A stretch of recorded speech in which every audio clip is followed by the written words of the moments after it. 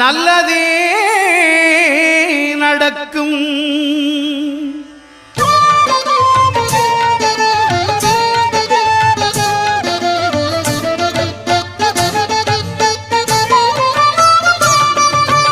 ஒன்பது கோளும் ஒன்றாய் காண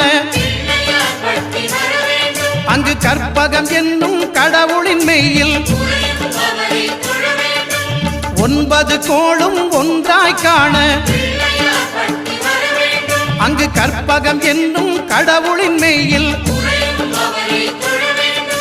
சூரியன் முதலாய் 9 கிரகமும் பலவித குணங்களை கொண்டிருக்கும். எங்கள் கற்பக தருவில் அவை வரும்போது ஒன்றாய் சேர்ந்து பலனளிக்கும்.